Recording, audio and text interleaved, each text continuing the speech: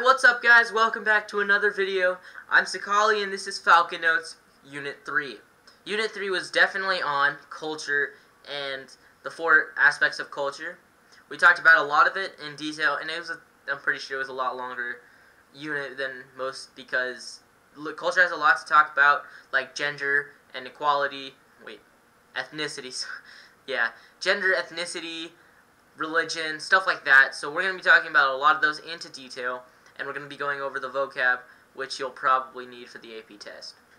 Alright, so when we talk about cultural globalization, we talk about assimilation, which is the process of a less dominant culture being taken over or losing their culture to a more dominant culture. This is what happens when, let's say, a foreigner comes to the United States and their culture is just so much smaller compared to the United States culture because he's in America, that he just kind of like loses his culture.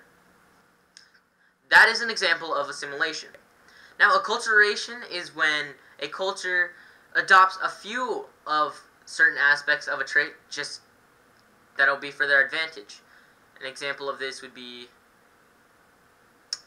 look up an example, because I can't think of one off the bat. Now, the definition of culture, as stated by the notebook, is the body of customary beliefs, social forms, and material traits that together constitute a group of people's distinct culture. Now, culture can mean a lot of things. It can mean your traditions, your ethnicity, your race, just everything that makes up you, and like what your culture is. What do you do, basically? Globalization of culture has to do with diffusion.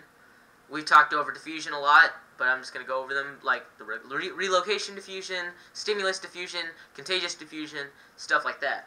Now, globalization, when it has to do with culture, is a lot different than globalization when it has to do with product. So globalization is when a cultural item becomes global in scale. So a global item could be a telephone, I guess. It fits into daily culture for us, but it has to diffuse everywhere else. I don't know. And glocalization is the process by which people in a local place meditate and alter regional, national, and global processes.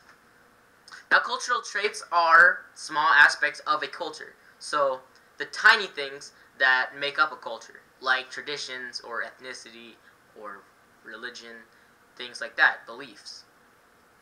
And a cultural realm is a large area of the world that shares similar cultural traits and characteristics, like North America. North America has very similar cultural traits. More so Canada and the United States, not so much Southern North America. Alright, we also talked about cultural regions. Now, a cultural region is defined as an area in which most share in one or more distinctive characteristics. This is like saying that there are a whole bunch of different cultures, but they all have a similar trait, which we talked about a couple minutes ago. Now, a cultural landscape is the visible imprint of human activity on the landscape. Like, I don't know how to explain it, but like when people, give me a second. Looking it up on my computer. Well, a visible imprint is like buildings and how buildings are made, like architecture. That is a physical imprint because it basically the design of a building can show you their culture. Like Rome has very distinct, very chiseled, get it? It has very chiseled architecture, so it's really known. Cultural appropriation is the process by way cultures adopt customs and knowledge from other cultures and use them for their own benefit.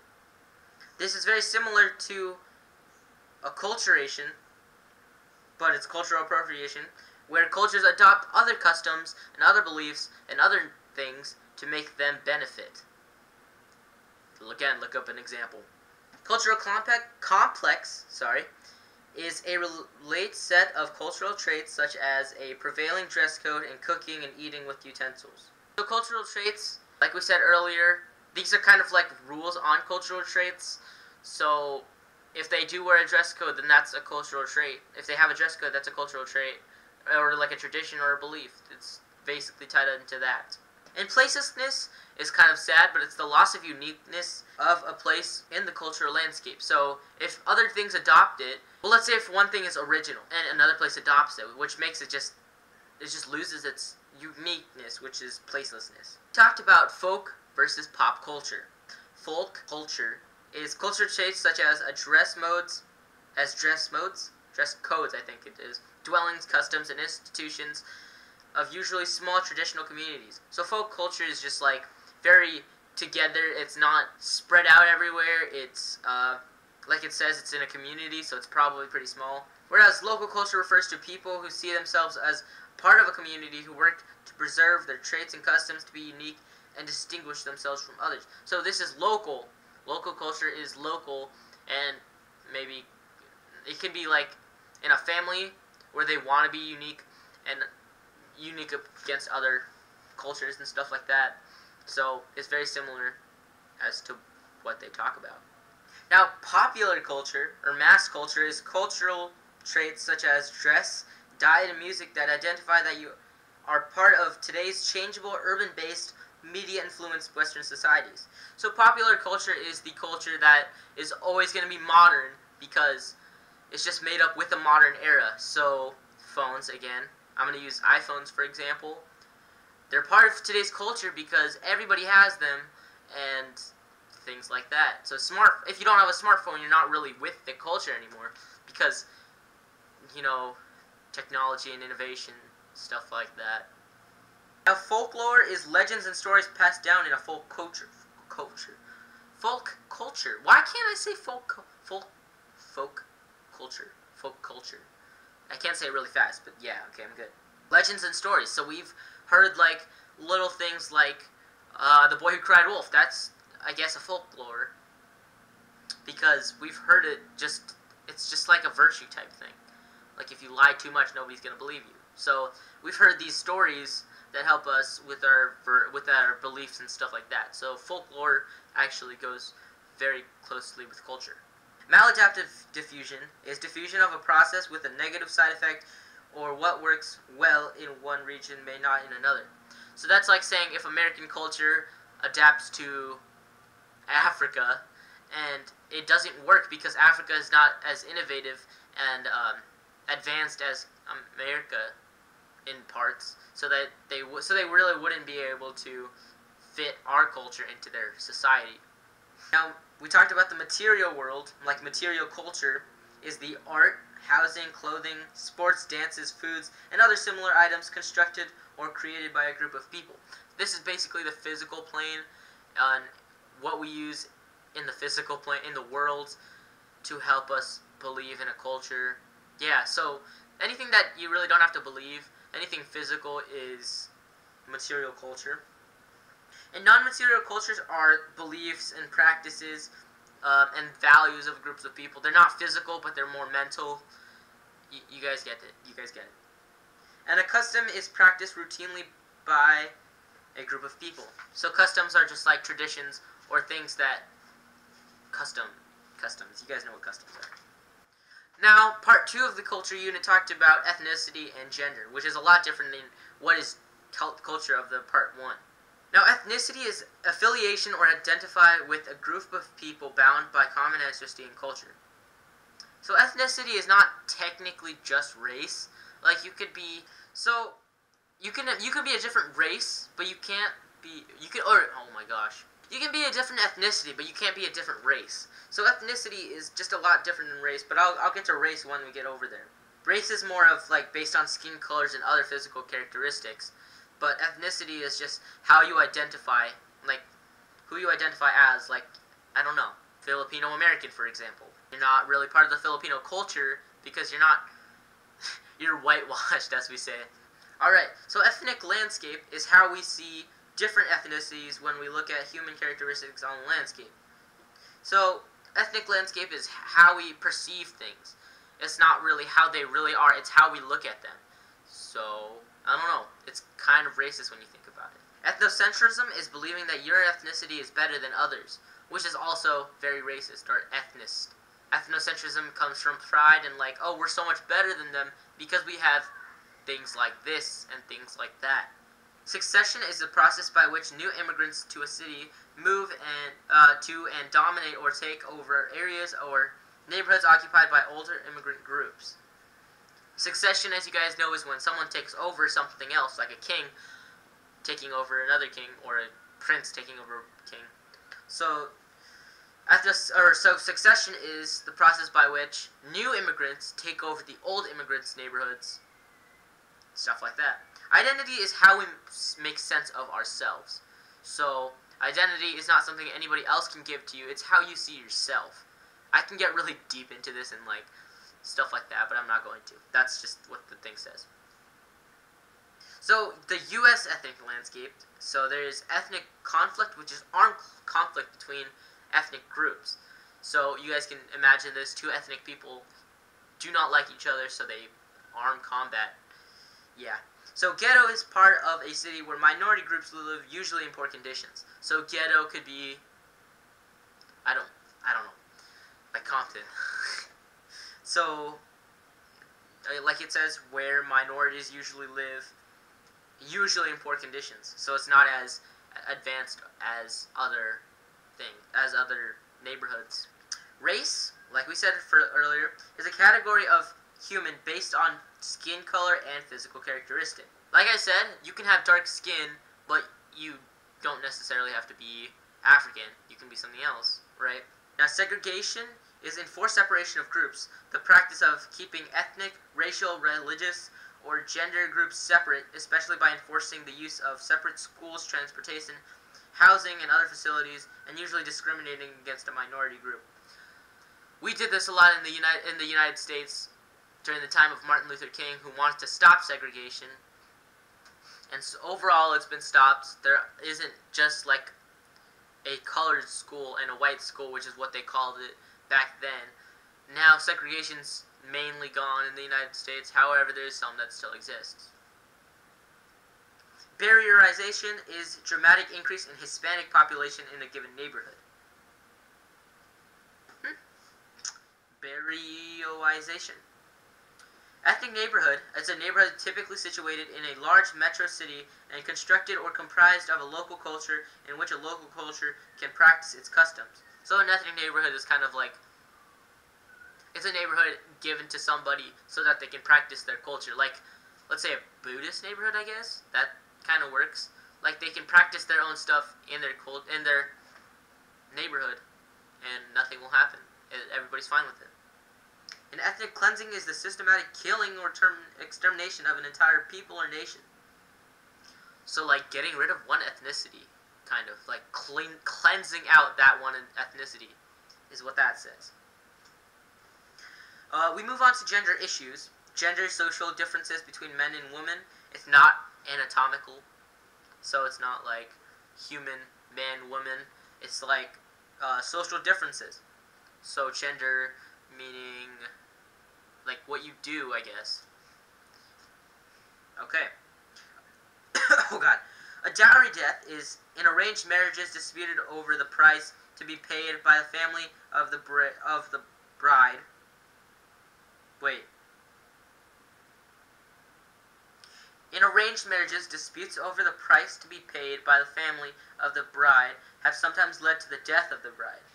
So, disputes of the payment, basically dowries, it's when an arranged marriage happens and the bride's family can't pay enough to pay for her to get married, so they kill her instead of waiting for the money, which is really messed up, but yeah. Infanticide is the intentional killing of children under 12 months, usually because of their gender.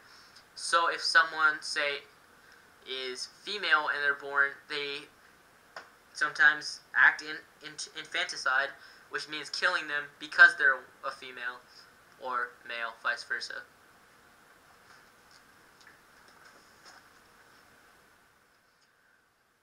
Alright, so we move on from gender and we go to part 3, which is language. So language families are a collection of languages related to each other through a common ancestry long before recorded history. So there are a lot of different groups of languages, like Indo-European, or I don't know any other ones, but like they come from different sides of the globe, which means that they just come from everywhere. We can't really we haven't had it recorded, I guess is what that's saying. Indo-European is the largest language family in the world, including English and most Western European languages. A language group is a collection of languages within a branch that share a common origin in the relatively recent past and display relatively few differences in grammar and vocabulary. So, I guess I could see language groups as like Tagalog, which is Filipino, and Spanish. They have very, very similar things because the Spanish conquered the Filipinos, and we just kind of made our own language out of that. So saying, how are you doing, in Spanish is como está, whereas in Tagalog or Filipino it's como está, which means hello. Okay, so como está in Filipino means hello, and como está in Spanish means how are you doing. So they're very similar. An extinct language is a language that was used by people in daily activities, but is no longer used. An example of this is Latin. People think that it was like a god language, or like a godly language, so they only let priests and higher up people use it, so nobody learns it anymore. But I still know a couple of people that do know Latin. Now, regional dialects are something that it's kind of like another side category of language, of like a whole language family. So Creole is a language that results from the mixing of a colonizer's language with the indigenous language of the people being dominated. So like, let's say Native Americans were dominated by the Europeans, so they start using English, like mixed up English, connected with their old language, so making it mixed. A dialect is a regional variety of a language distinguished by vocabulary, spelling, and pronunciation. A dialect of the United States is the soda-pop relation. Soda is said in these places, pop is said in like southern states, stuff like that. A pidgin is a similar form of speech developed from two or more languages. So a pidgin and a Creole aren't exactly the same. Pidgin is an actual language made from using two other languages like to base it on, but a Creole is just a mixing of them, which is very different because a pidgin is a simplified, it's an actual, but anyway. An accent is the manner in which people speak and the way words are pronounced in different parts of the world. Biggest example of this would be British accents. British accents are a lot different than American accents. Speaking of which, I wonder if they have accents for us. Like, British people talk super, like, they talk like super sophisticated because queens and stuff like that. But do you think that they have an English accent? Like, American accent? Do you think they make fun of our American accents? I don't know. Leave what you think down in the comments below. So we also talked about diffusion of languages and language on the landscape. An official language is the language adopted by a country to be used as the official language. So it's like, makes it easier for business and publication of documents because it's all one language. Isogloss is a boundary that separates regions in which different languages usage predominate. A lingua franca is a language mutually understood and commonly used in trade by people who have different native languages. So a lingua franca could be English. So for trading purposes, we all learn English so that we all know English when we start trading, instead of like having one person speaking French and one person speaking German. It's just easier to both learn English. A toponym is the place name of a geographic location. We talked a lot about this in detail. So if you look back into your books on the toponym, we had a whole assignment on this. A monolingual state is a country that only speaks one language. And a multilingual state is a country where more than one language is spoken. So sometimes official languages are like strict and you can only have one language, but multilingual states are usually more free. Like America, we speak so many different languages. It's just different. Finally, our last part of culture, after talking about language and ethnicity and what is culture, we go into religion. Now, religion is the faithfulness to codified beliefs and rituals that generally involve a faith in a spiritual nature.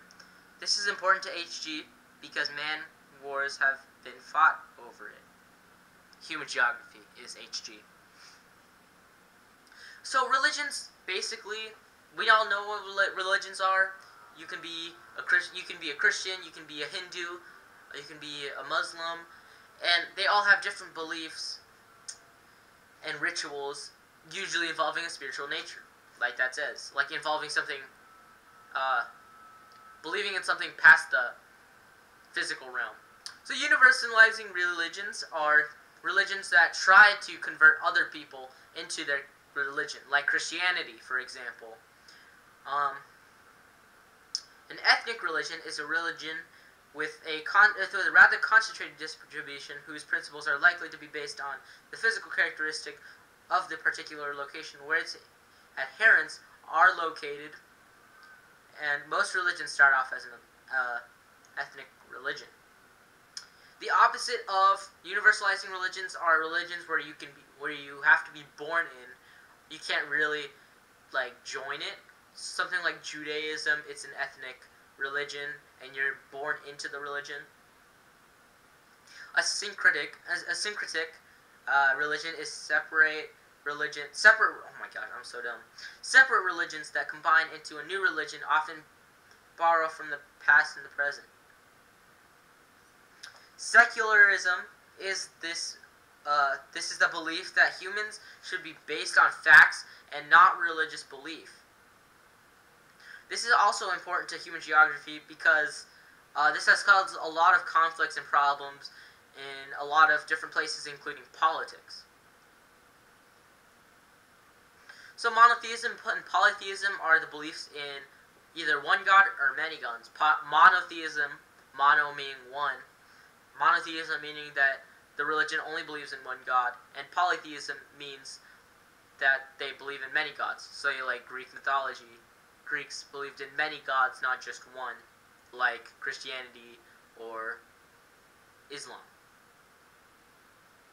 Fundamentalism is literal interpretation and strict adherence to a set of basic principles. Usually religious, many can take these beliefs to an extreme or in even violent levels. So fundamentalism is following your religion based on the scripture and what they say. Jihad meaning struggle, is a religious duty of Muslims. Some can take their jihad to an extreme and violent level, often against a perceived threat to their way of life or culture. An example of this is 9/11. People taking him to an extreme and violent level, jihadists. So religion on the landscape, we talked about sacred place. It is a place or space people infuse with religious meaning. So for Judaism and Christianity, Israel is a very, very sacred place to them. Israel, actually all of them. Islam, Judaism, and Christianity. And for Islam, also Mecca is a very sacred place because I don't know much about it, but I think their founder was set there. Sorry if I'm butchering that. Interfaith boundaries are the boundaries between the world's major faiths, such as Christianity, Muslim, and Buddhism, for case studies. Intrafaith boundaries describe the boundaries within a major religion. Alright, now we talked about Feng Shui, which is not really an official language, but it literally means wind water, which is Chinese art and science of placing and orienting, the orientation of tombs, dwellings, and buildings and cities. And structures and objects are often positioned these ways because they think that the channel flows of energy will be in a favorable way. But like I said, it's not an official language. going to be going through some of the biggest religions of this time, but I'm not going to go into detail. Christianity is a monotheistic religion centered on life and teachings of Jesus of Nazareth as presented in the New Testament of the Bible. It is the most popular religion with over 1.3 billion people following it. Islam is a monotheistic religion originating with the teachings of Muhammad in the Quran, a key religious figure in the 6th century Common Era. It is the second largest religion in the world. It's very fast growing due to birth rates in India and places like that. Buddhism is the third of the world's most major universalizing religions. It has over 360 million adherents, especially in China and Southeast Asia. It was made by Prince Siddhartha, who gained spiritual enlightenment and became a Buddha, and people started wanting to be like him. Hinduism was created in India approximately 4,000 years ago, and it has over 750 million followers today. Like other religions, no single founder or text. There is no single founder or text, and heaven isn't always the ultimate goal in life. It's very different. If you want to read through it, I mean, you can do some research on yourself. Jainism is religion and philosophy originating in ancient India. It stresses the spiritual independence and equality throughout all life. So they very much value life, and they don't. I've seen pictures where they cover their mouths so they don't kill insects and stuff like that. So they are very one with life. Judaism is a religion of ancient Hebrews, said to be one of the first monotheistic faiths. This is important to human geography because many of the other religions are based off of it. Like Christianity, the founder of Christianity was Jesus of Nazareth, who was a Jewish person and grew up knowing Jewish religion. Sikhism is a religion that began in 16th century northern India and located primarily between India and Pakistan today. The principal belief in Sikhism is the faith in Vaheguru. I think that's like a living person that's a guru or like a teacher. Shintoism is said to be the way of God. It is the native religion of Japan and was once its state religion, combining elements of Buddhism and local religion. So it was a syncretic religion. It involves the worship of Kami, who is a god, and it was very popular prior to World War II, but has lost most of its dominance and importance in the Japanese culture. Shamanism has a range of traditional beliefs and practices that claim the ability to cure, heal, and cause pain to people. Snap. Now, Confucianism is not as much a religion as it is a philosophy. It was developed by an early Chinese man named Confucius, who said it's a complex society or system of moral, social, political, and religious thought. This is important to human geography because Confucius really shaped the way how Chinese civilizations were formed, and it was really very big. Now, Taoism is religion founded by Lao Tzu. Again, this is more like a philosophy than it is religion, but it has to do with beliefs and stuff like that. He made a book called Book of the Way, it focused on proper political rule and the oneness of humanity and nature. Well, there you have it, guys. That's going to be the end of this video. Hope you guys did get some good info out of this. If you guys want me to keep doing this, just keep watching. All of my information comes from the notebook and the Human Geography textbook. Thank you guys so much for watching, and I'll be out with Unit 4 soon. Thanks again for watching. Oh my god. See ya.